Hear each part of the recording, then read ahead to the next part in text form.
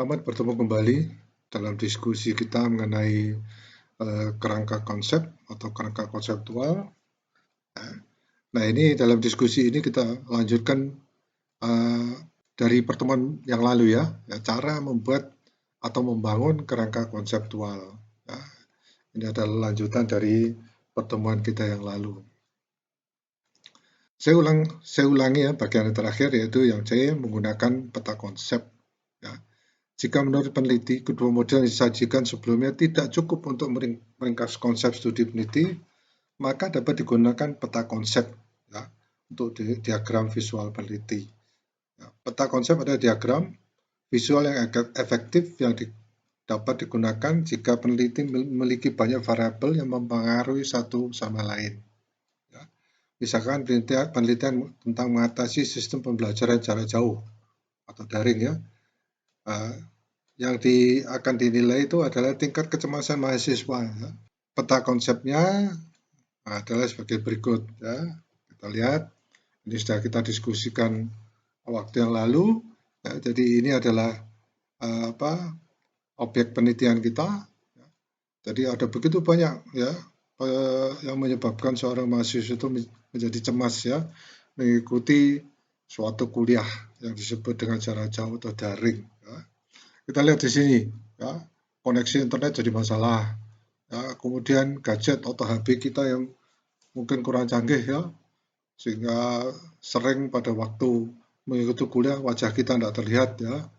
Ya, kemudian ini semua adalah masalah kesulitan teknis. Kemudian karena ada lonjakan kasus COVID-19 ya, contoh ya ini ya, tidak mungkin kita akan datang di kampus. Ya. Kemudian ada konflik politik, ya, misalnya ya lagi-lagi sebagai contoh ya. Jadi misalnya ada kerusuhan di mana-mana ya. Ini agak dibuat-buat ya, tetapi memberikan contoh ya, memberikan contoh masalah sosial. Kemudian ada kurikulum yang serba cepat, ya. Kebijaksanaan ada syarat yang ketat. Nah, ini yang pasti membuat stres ya mahasiswa ya, sehingga mungkin timbul reaksi-reaksi yang berhubungan dengan kegalauan atau kecemasan ya. Kemudian ada lagi menghalangi lingkungan belajar ya. Kemudian ada gangguan intermiten ya. Menghalangi lingkungan belajar ini adalah situasi ya, situasi belajar yang tidak kondusif ya. Kita tidak punya ruang sendiri ya. Di rumah ya. Kalau daring kita melakukannya di rumah, mungkin ada kesibukan keluarga dan sebagainya ya. Kemudian ini ada lagi tentang gangguan karena kita hidup di dekat misalnya perusahaan ya, atau di dekat sumber-sumber kebisingan gitu ya. Jadi ini adalah contoh ya. Nah, ini yang keempat. Jelaskan kerangka konseptual ya, D sebenarnya. Jelaskan kerangka konseptual dalam bentuk naratif. Ya. Berikan penjelasan singkat tentang kerangka konseptual. Nyatakan variabel-variabel penting, hubungannya dan hasil penelitiannya. Ya. Dengan menggunakan contoh yang sama tentang hubungan antara pupuk organik dan laju pertumbuhan tanaman ya, yang kita telah diskusikan saat lalu. Ya. Dapat diberikan penjelasan untuk melengkapi kerangka konseptual. Ya. Kerangka konseptual penelitian, jumlah pupuk organik yang digunakan merupakan variabel bebas, sedangkan pertumbuhan tanaman merupakan variabel terikat. Jadi pertumbuhan tanaman ini dipengaruhi ya. Jadi dia hanya menunggu ya, variabel bebas ini apa yang dilakukan, dia hanya menunggu variabel bebas diubah, ya dia akan berubah. Ya, tergantung pada variabel bebas. Kedua variabel ini berhubungan langsung berdasarkan bukti empiris penelitian. Nah, ini nanti yang menjadi bagian dari kerangka konseptual kita, ya, menjadi bagian dari pustaka kita, ya, yang hasilnya nanti adalah sebuah hipotesis ya, yang akan kita diskusikan pada pertemuan mendatang. Kerangka konseptual dalam penelitian kuantitatif, ya, bukan kuantitatif jumlah. Kerangka konseptual dapat dibuat dan mengikuti langkah-langkah yang sama dibahas di bagian sebelumnya. Namun perlu diketahui bahwa penelitian kuantitatif memiliki analisis statistik. Ya. Dengan demikian, sekarang dapat digunakan panah untuk menunjukkan hubungan sebab akibat dalam model. Sebuah panah menyiratkan bahwa variabel independen menyebabkan perubahan pada variabel dependen. Jadi seperti tadi ya, kalau variabel independen diubah, maka variabel dependennya berubah. Tergantung pada variabel independen. Umumnya untuk penelitian kuantitatif, model IPO, input proses output, digunakan sebagai diagram visual. Nah, sekarang ini saya berikan itu ya. Berikut adalah contohnya ya untuk penelitian kuantitatif. Jadi topik penelitiannya adalah tingkat efektivitas ekstrak etanol jagung sebagai antioksidan. Ya, ini sebagai contoh ya. Apakah benar seperti ini apa tidak ya? Ya tentunya tergantung dari referensi-referensi ya. Tapi ini sebagai contoh ya. Inputnya itu adalah jagung. Ya, kemudian etanol ya, dan tes subjeknya ya, free radicals. Ya, free radical artinya untuk antioksidan. Prosesnya persiapan ekstrak etanol jagung. Kemudian pengujian ekstrak etanol jagung pada subjek uji. Yang ketiga, pengumpulan data berdasarkan eksperimen. Kemudian keempat adalah analisis dan interpretasi statistik. Ya, ini dugaannya dan outputnya yang diharapkan adalah tingkat efektivitas ekstrak etanol jagung sebagai antioksidan. Kerangka konseptual dalam penelitian kualitatif. Ya, sekali lagi, penelitian dapat mengikuti panduan langkah demi langkah yang sama yang dibahas sebelumnya untuk membuat kerangka kerja konseptual untuk penelitian kualitatif. Namun yang perlu diperhatikan bahwa peneliti harus menghindari penggunaan panah satu arah karena dapat menunjukkan sebab akibat. Penelitian kualitatif tidak dapat membuktikan ya sebab akibat karena hanya menggunakan analisis deskriptif dan naratif untuk menghubungkan variabel. Ya, ini adalah salah satu contoh untuk literatur review ya. Jadi mereview literasi ya. Sebagai contoh kerangka konseptual dalam penelitian kualitatif dengan topik penelitian pengalaman hidup tenaga medis selama karantina komunitas. Nah, sedikit topik-topik yang terjadi sekarang lagi tren ya. Kita lihat di sini ya perspektif, wawasan dan visi. Ya, kekhawatiran, keinginan dan keluhan. Ya, kemudian tantangan dan kesulitan yang dialami. Jadi kita lihat ini tiga ini adalah referensi ya, seperti yang menjadi acuan. Ya. Mungkin ada referensi mengenai perspektif, wawasan dan visi. Ya. Kemudian ada referensi mengenai kekhawatiran, keinginan dan keluhan. Ya. Tantangan dan kesulitan yang dialami. Kemudian itu dari ketiga ini ya yang diperkirakan ada hubungannya itu disimpulkan ini ya. Pengalaman langsung petugas kesehatan selama karantina komunitas. Ya, ini tidak selalu merupakan suatu literatur review, tapi mungkin ini adalah hasil penelitian. Yang kedua ini hasil penelitian, juga hasil penelitian, kemudian ini dirangkum menjadi suatu kesimpulan. Ya, pengalaman langsung petugas kesehatan selama karantina komunitas. Itu sebagai contoh ya.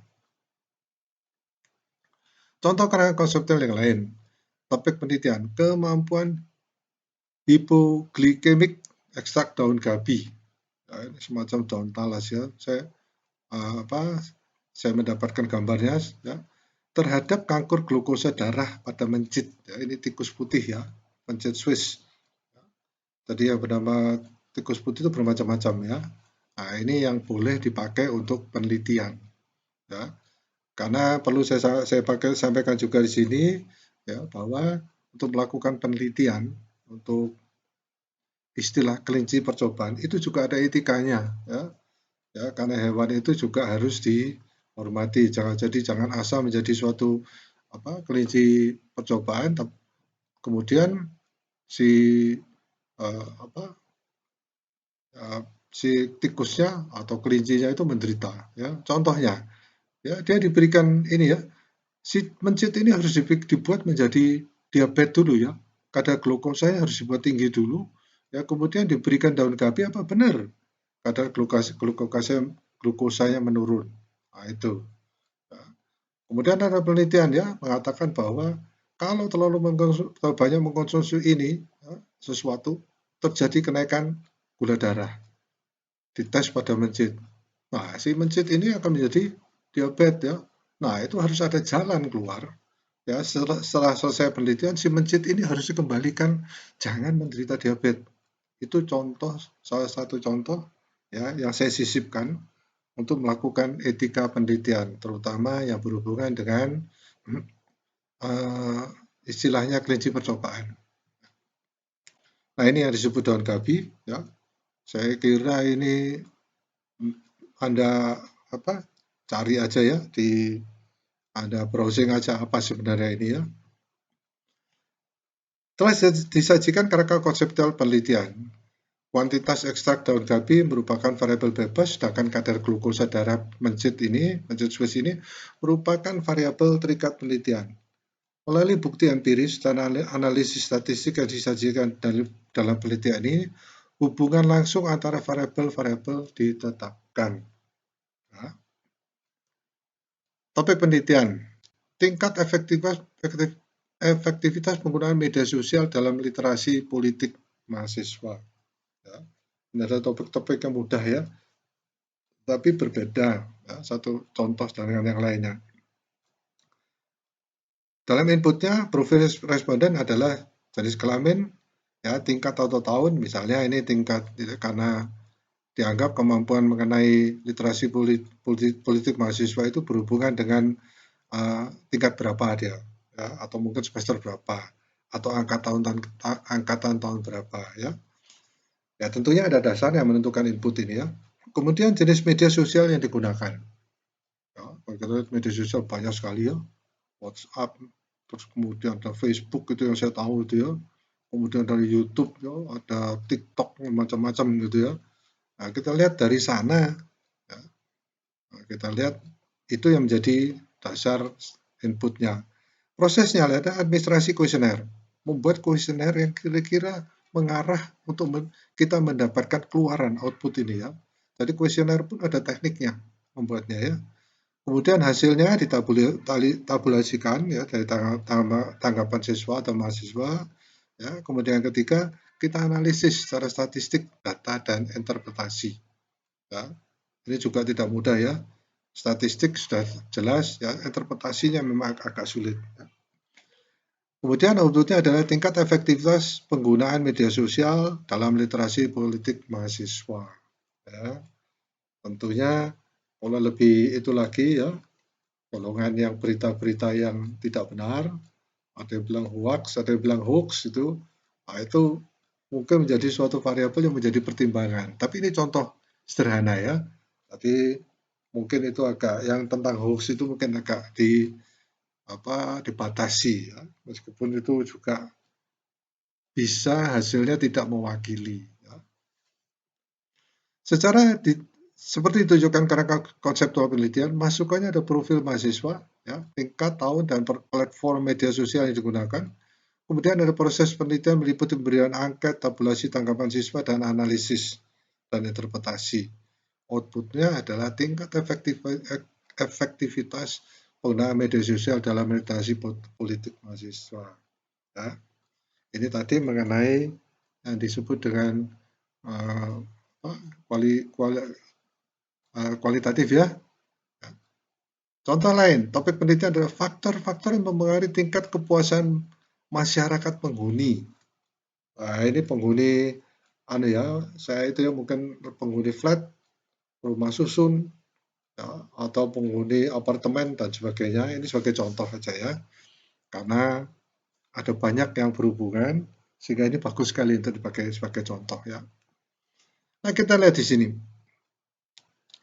Sebuah apartemen rumah tangga atau flat itu membutuhkan pembuangan limbah.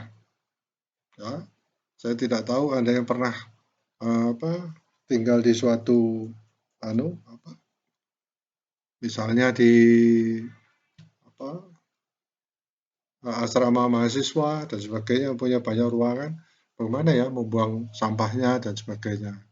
Ya, kemudian ada polusinya, aduh sampahnya terlalu dekat, itu sehingga berbau. Contoh saja ya.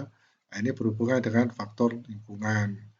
Kemudian faktor sosial, ya, tentang kenyamanan, ya, kedamaian, artinya di sini tidak ragu-ragu gitu ya, ada keraguan-raguan. Motor saya taruh di bawah ini apa, saya di lantai 3, apakah aman ya? Apakah saya di kamar seperti ini betul-betul aman ya? Nah itu ya. Jadi kemudian ada kesejahteraan masyarakat.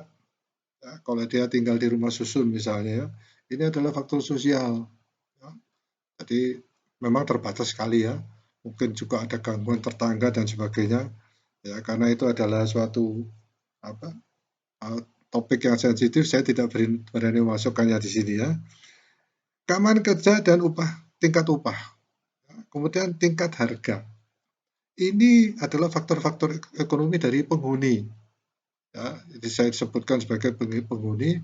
Ya, bagaimana seorang penghuni rumah susun, ya, atau mungkin asrama mahasiswa atau apartemen yang mewah pun ini juga muncul ya. Berarti ya, di sini kita lihat bahwa bagaimana faktor-faktor ini uh, memenuhi tingkat kepuasan masyarakat penghuni. Ya. Jadi penghuni dari uh, asrama mahasiswa atau flatnya dan sebagainya. Sekali lagi ini sebagai contoh ya.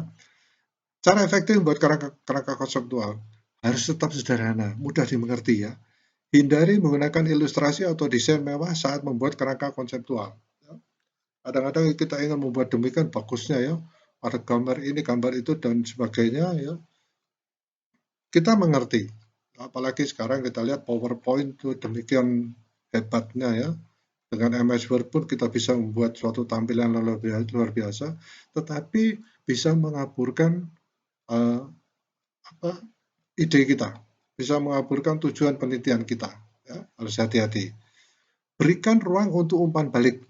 Ya, ini untuk menunjukkan bahwa variabel atau metodologi penelitian mungkin direvisi berdasarkan umpan balik dari panel penelitian.